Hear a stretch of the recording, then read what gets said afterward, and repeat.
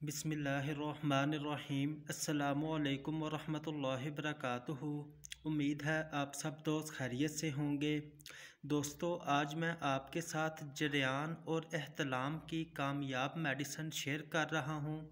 जिन दोस्तों को मैदे के मसाइल की वजह से या फिर मनी के पतलेपन की वजह से या फिर मनी की हिद्दत यानी कि मनी की गर्मी की वजह से जरियान और एहतलाम का मसला हो जाता है, ये अक्सर नौजवानी की उम्र में 18-20 साल से लेकर 30-40 साल की उम्र तक के नौजवानों को ज़्यादा इन मसाइल का सामना रहता है। दोस्तों, आज मैं आपके साथ ये सफूफ जरियान है, सफूफ तबखीर है और सफूफ मुगल्लज़ है। ये तीनों कर्शी कंपनी की मेडिसिन है।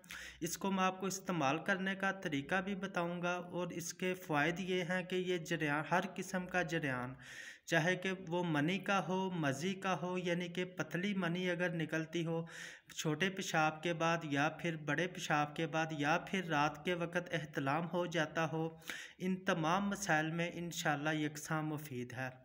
दोस्तों, ये सफूफ जरियान, ये कर्शी कंपनी का, ये तीनों मेडिसिन कर्शी कंपनी की हैं। इसको इस्तेमाल करने का तरीका ये है कि आपने हर खाने के बाद सफूफ तबखीर आधा चम्मच, खाने के तकरीबन 10-15 मिनट बाद ये सफूफ तबखीर इस्तेमाल करें और आधा आधा चम्मच सफूफ जरियान और सफूफ मुगल्लज़ का नीम गर्म दूध के साथ आपने सुबह और शाम को इस्तेमाल करना है।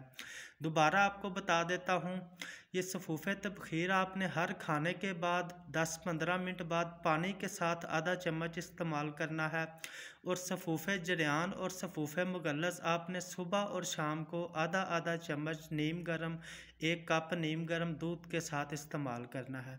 इस मेडिसिन की एक एक डब्बी इस्तेमाल करें, इंशाल्लाह मनी के पतलेपन का मसला भी ठीक हो जाएगा।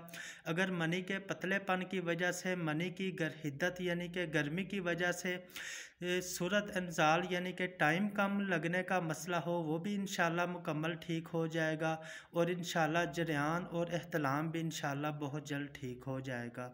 दोस्तों, अपनी दुआओं में याद रखें। इजाज़त दें। अल्लाह हाफिज़।